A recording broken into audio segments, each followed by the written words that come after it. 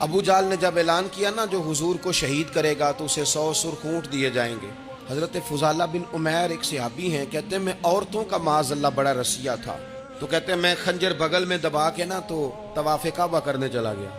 کہتے ہیں وہاں جب میں پہنچا تو میں نے دیکھا حضور بھی طواف کر رہے ہیں، تو نبی کریم نے مجھے دیکھتے ہی حضور میرے قریب آئے اور مجھے نہیں بتانا پڑا. حضور فرمانے لگے تیرا نام فضالہ ہے؟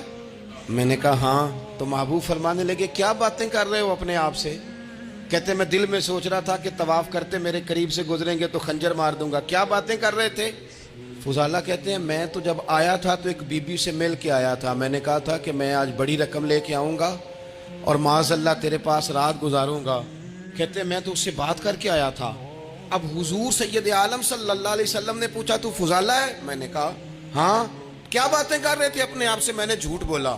میں نے کہا جی وہ تو میں تو ذکر کر رہا تھا اپنے دل میں. کہتے ہیں حضور مسکرائے اور مسکرا کے فرمانے لگے چل چھوڑ، جس کام آیا تھا وہ کرتا کیوں نہیں؟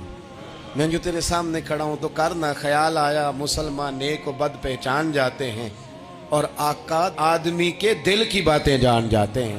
کرنا وہ کام. تو فضالہ کہتے ہیں کہ میں کانپ گیا، میرے ہاتھ سے وہ خنجر گر گیا. حضور نے میرے سینے پہ ہاتھ پھیرا، اس طرح پھیرا کہ زندگی میں اتنا سکون کبھی نہیں ملا. میں قرار محسوس کرنے لگا. کہتے ہیں حضور فرمانے لگے کیا وہ وقت نہیں آیا کہ تو کلمہ پڑھ جائے؟ کہتے ہیں میں نے فوراً کہا حضور آ گیا ہے وقت، پڑھائیں مجھے کلمہ. کہتے ہیں نبی پاک نے کلمہ پڑھا دیا، میں مسلمان ہوا. میں واپس لوٹا تو وہی عورت بن سنور کر تیار ہو کر گلی میں کھڑی تھی. عادتیں بدل جاتی ہیں. شرط یہ ہے کہ ہم تھوڑی سی کوشش کریں. شرط یہ ہے کہ ہم اپنے آپ کو اللہ رسول کی بارگاہ میں پیش کریں. ہمیں سب سے زیادہ تکلیف میں ہماری اپنی عادات نے ڈالا ہے، ہماری اپنی خواہشات نفس نے ہمیں زیادہ آزمائشوں میں ڈالا. کہتے ہیں وہ عورت بن سنور کے کھڑی تھی. جب میں واپس لوٹا تو پہلے میں اس کے پیچھے بھاگتا تھا، اب میں اس کے قریب سے گزر گیا تو اس نے آواز دی تو فضالہ نہیں؟ کہتے ہیں میری جھکی ہوئی گردن، میں سر نہیں اٹھاتا. مجھے کہنے لگی تو وہ نہیں ہے جو فضالہ ہے؟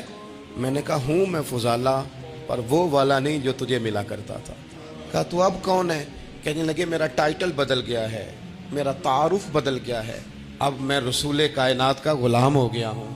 ہم لوگ مجھے مسلمان کہتے ہیں، اب میری نگاہوں میں جچتا نہیں کوئی، جیسے میرے محبوب ہیں ایسا نہیں کوئی. کہتے ہیں بدل گئی عادت.